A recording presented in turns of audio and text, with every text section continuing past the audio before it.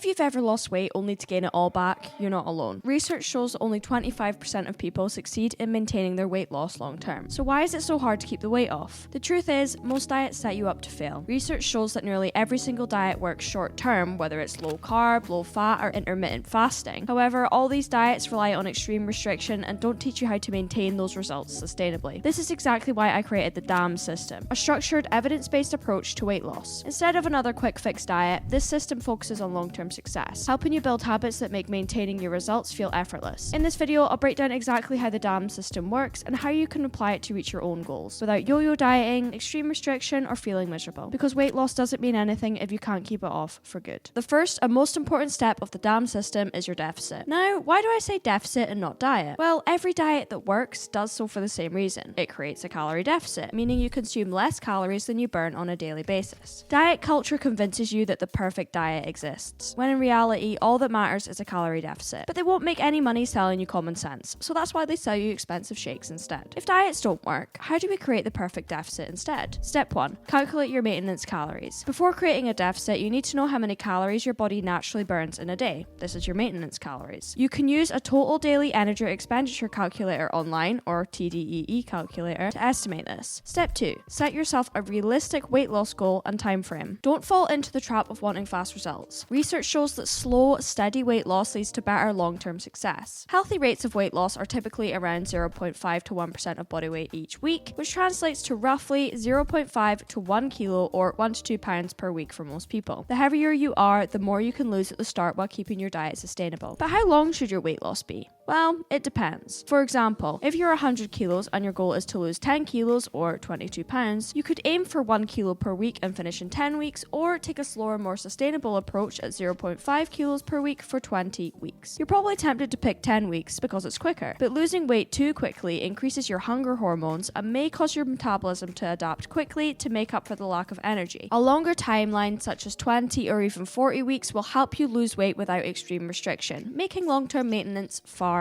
easier. Remember, the goal isn't just to lose weight, it's to keep it off. However, remember that the scale alone doesn't accurately reflect your body composition. If you're weight training while losing weight, the number on the scale may not drop as consistently as expected, especially if you're a newbie in the gym. Factors like water retention, menstrual cycle, inflammation, muscle growth, and carbohydrate intake all influence fluctuations. Weigh yourself at least 3 to 4 times a week to get a reliable average. Focus on weekly trends rather than daily changes. To track your progress effectively, combine the scales with other methods like progress photos, how your clothes fit, and your daily energy levels. Step 3. Choose your specific calorie deficit based on your goal. Since 1 pound of fat is roughly 3,500 calories, you can calculate your daily calorie deficit with a simple formula. Take your weekly weight loss goal in pounds, times this by 3,500, and then divide that number by 7. For example, to lose 1 pound per week, you need a 500 calorie deficit per day. So to lose 2 pounds per week, you would need to double this at a 1,000 calorie deficit per day. After a few weeks, it's normal for your rate of loss to slow down. Don't panic, this happens as your body adapts to a lower weight by burning fewer calories. To keep making progress, adjust your deficit by either slightly reducing your calorie intake or increasing your cardio. Step 4.